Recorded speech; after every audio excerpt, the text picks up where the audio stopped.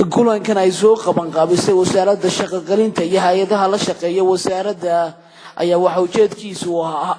ujeedkiisu ahaa mid looga hadlayay tacadiyada haweenka iyo carruurta waxaana kulankani kasoo qayb galay shaqaalaha wasaaradda shaqo-gelinta iyo arrimaha qoyska iyo wasiirka wasaaradda shaqo-gelinta iyo arrimaha qoyska waxaana ugu horreynkaasi ka hadashay Luul Aadan Geedi oo agaasimaha lamaanaha iyo arrimaha qoyska waxaan halkan ka cadeynayaa in sida wasiiradu iyo maxay heday shaqaalaha Luul agaasimaha kulli wasaaradda dhan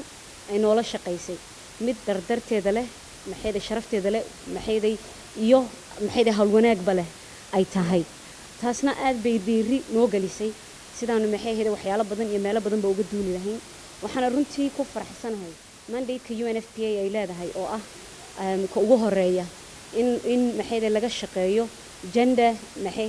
services ama gender equity iyo inequality labadaba hadii la yiraahdo equity iyo inequality gaba labaduba waa waxyaalo aad ugu badan tacadiyada bulshada loo geystan hadii laga hadlo khaasatan sidii ay Luuli noo sheegtay inta badan waxay ku dhacaan maxay dadka ugu jilicsan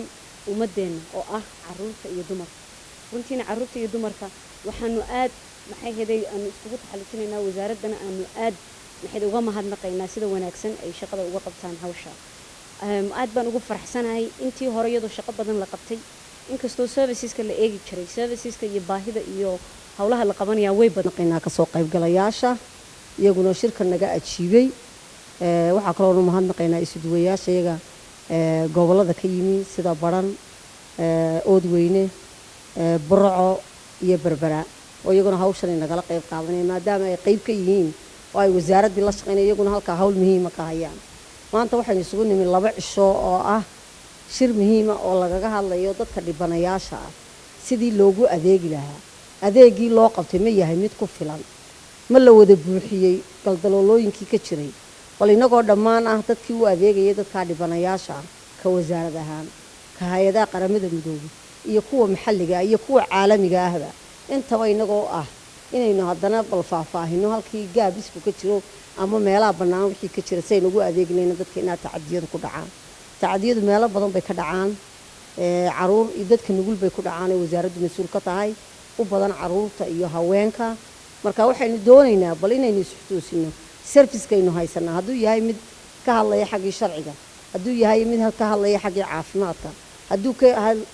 yahay mid ka hadlaya xaggii la talinta shakhsiyadeed ee maskaxda waayo qofka dhibta soo gaadhay waa mid maskaxeed waa mid jireed iyo mid la talineed intaba amba mid dhaqaale laftirkeeda bulshadu ka tirsan yahay qofku bulshada uu ka tirsan yahayna dhaawac baa qofka ku imanaya mana doonayno qofka inaynu luus karayno inaga lumo marka waxaynu doonaynaa inaynu hawlaha ku falanqayno oo lagaga hadlo arrintan 2 cisho socon doonta insha Allah taala hawshaynu halka u nimina iyagana waxaan salaamayaa baxda saxaafadda oo iyaguna hawl muhiim ah ka qabta halkan waxaan jecelahay wacyigelinta bulshada inay gaarsiisaa wasaaradda shaqo-gelinta iyo arrimaha qoyska waxaanay soo dhaweysay hay'adaha la shaqeeya wasaaradda shaqo-gelinta iyo arrimaha qoyska waxaana kulankani furay wasiirka wasaaradda shaqo-gelinta iyo arrimaha qoyska Hinde Jaamac Gaani waxaanay ku dheeraatay tacadiyada haweenka iyo sidoo kale carruurta waxaanay fariimo kala duwan u dirtay dhammaanba cidda ay khusayso in aynu iska nidhaahdo ama aynu ogaano maxaynu ka qaban karnaa sidaynu se u qaban karnaa tacadiyada bulshadeena haysta ee kala duwan gaar ahaan carruurta iyo haweenka aad iyo aad baan idinku mahad celinayaa runtii waxaan u mahad celinayaa hay'adda UNFPA oo iyadu suuro gelisay waxyaabo fara badan oo aan bulshada u qabanay runtii inay nagala qayb qaadato intaa ka bacdi waxaan jecelahay in aan shirka inoo furo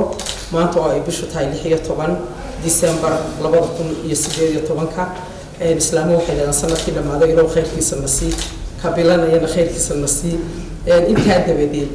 shirka waxaan u furayaa asbaabta ah inaynu wax badan ka ogaano waxna iska weydiino tacadiyada bulshada reer Soomaaliland ay qabaan